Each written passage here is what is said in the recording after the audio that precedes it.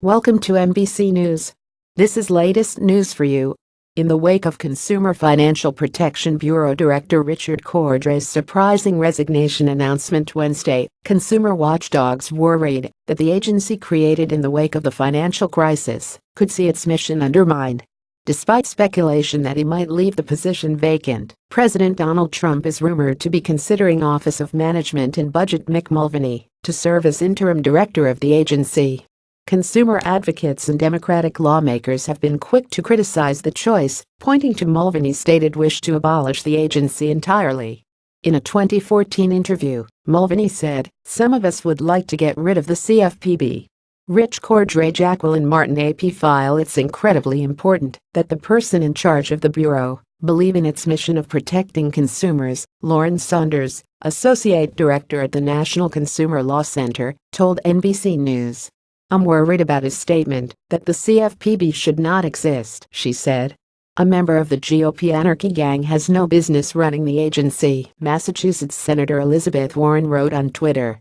"The CFPB under Cordray achieved huge things for consumers in terms of the consumer protections it promulgated through rules and enforcement actions," said Rachel Weintraub, Legislative Director and General Counsel at the Consumer Federation of America, while voicing concern that a pro-industry leader could erode Cordray's legacy. A former Ohio Attorney General before being appointed by President Obama to head the new agency in 2011, Cordray said he will depart at the end of this month, rather than staying through the end of his term in 2018, possibly in preparation for a gubernatorial bid in his home state.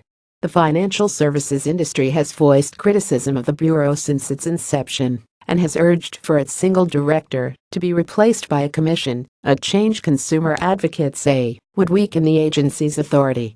Following Cordray's announcement that he would step down, some speculated that the Trump administration would nominate someone with close ties to, if not actively part of, the financial services industry to replace him on a permanent basis.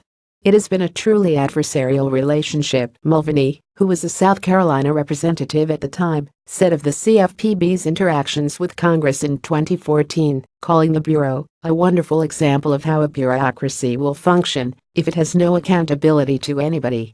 He is among the Republican lawmakers who have echoed the industry's push for a 5-member commission to replace the director's position. Mark Hamrick, senior economic analyst at Bankrate.com, said Cordray's permanent replacement is likely to be someone in the same mold.